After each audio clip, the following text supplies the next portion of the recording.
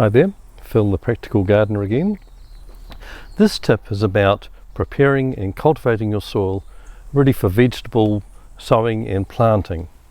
Now, the most recent tip that I did was on no-dig gardening, and I did show a property nearby to my one where they do practice no-dig gardening perfectly successfully.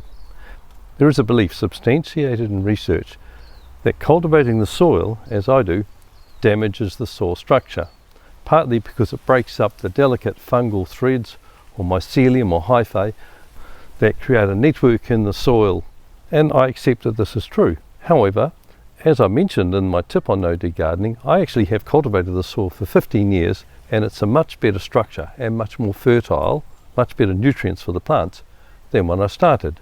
So how can this paradox be resolved? There are two reasons for this in my garden. The first one is the way that I cultivate. So I only cultivate when the soil is in a suitable state. That is, not too wet, not too dry. Currently this is autumn and the soil here is in a good moist state for sowing and planting. Not too moist, not too dry. If I sow something in summer, such as a successional planting of beans or carrots, and the soil is dry beforehand, I water the soil a day or two before, and then the soil will be in a good moist state when I do come to fork over my soil. In autumn, I cultivate my soil for sowing winter crops of brassicas, carrots, and some other crops. However, most of the time I simply pass my soil over to a cover crop. So I have the cover crop growing on the soil, protecting the surface over the winter, and I don't disturb it. I try not to fork it. I try not to even walk on it because the compacting of the soil is also damaging to it. I prefer to leave it alone, just leave the cover crop on top. Occasionally I do cultivate an area of soil, often to plant an early crop of potatoes. Look at my tip on growing tomatoes if you're interested in this. However, cultivating the soil in winter is not at all ideal. The soil will be cold and wet and heavy. Any cultivation will be very destructive to it and also very hard work. So it is best to be avoided. I do most of my cultivation in spring, either early spring when I sow early crops of carrots and brassicas, or mid-spring when I plant beans, tomatoes, capsicums, sweet corn and such like. At that time the soil has warmed up and it has got plenty of aeration and it won't suffer too much from the cultivating process. The second reason that my soil is constantly improving is because of the huge amount of organic matter that I simply return to my soil. As I mentioned in other tips, I don't bring in any organic matter to my soil. I return the cover crops that I mentioned before, also crop remnants, the weeds that I chop and drop, and also things like hedge trimmings and such like. They're all simply organic matter that I've created on my property. Also, I should of course mention compost itself. So let's get into a discussion about the process that we go through to cultivate our soil ready for planting.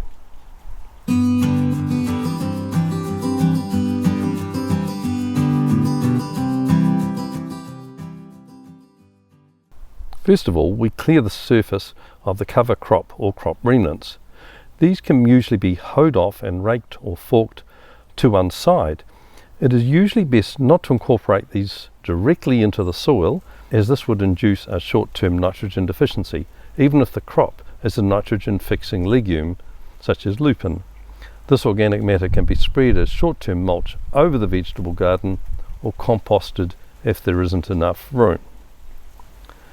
A layer of mature compost can be spread evenly over the bed before cultivation. However, don't mix compost into the soil if you will be sowing carrots or parsnips, as this would cause forking or stumping of the roots. Ideally, the soil should be forked deeply using a garden fork. Push the fork into its full depth using your foot, then lift and turn the soil, dumping it back on the garden. You can hit the clod of soil with the tines of the fork to break it up. Fork across the bed methodically, then work backwards. This will avoid having to walk on the cultivated area. Forking the soil deeply will allow deeper penetration by the roots of the vegetables and reduce the risk of root forking by carrots and parsnips. Any organic matter on the surface will be distributed through the soil in this process, providing benefits to the upcoming crop. A spade is less suitable for cultivation compared with a fork, as it tends to smear the soil and breaks it up less effectively. Now you should preferably leave the soil in that lumpy state for a week or two. This will allow the soil to become better aerated, more moisture to drain away, and also the clods will become softened over that time, so it'll be a lot easier to break them up ready for planting your crop. Next, rake over the surface when you are ready to plant or sow your crop. This will create a fine tilth, ideal for germinating seedlings or transplants. The soil should be composed of fine aggregates called crumbs. Try to leave the surface of the soil as level as possible, as this will encourage even infiltration of water into the soil when watering or irrigating, or during rainfall, rather than it ponding at low points. If you choose to apply artificial fertilizer, spread it about a week before sowing the seeds to reduce the risk of burning the roots of germinating seedlings. I'm showing this in a diagram as I never actually do this. If the soil is cold and wet at this stage, delay planting until its condition improves. On the other hand, if the soil is dry, irrigate it the day before planting so that the bed is moist for sowing or planting. Ideally, use a string line or straight edge when sowing or planting your crop. This will make weeding easier as the crop grows. You won't need to do this when planting in a small clump, as you might do with spring onions or using square foot gardening. So hopefully this tip is helpful to you. Now, I do have tips on a range of different aspects of both landscaping and gardening, and I'm gradually building up to my total, which is going to be 204 tips. I'm actually heading towards halfway now.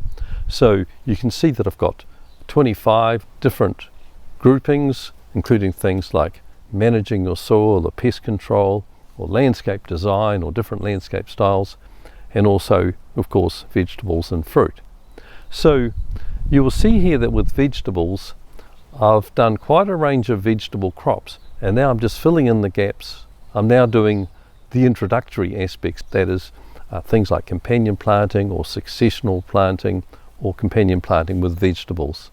So be sure to subscribe and also like this tip so that you will see these further tips as they come online. And finally, of course, as always, thank you very much for watching this through to the end.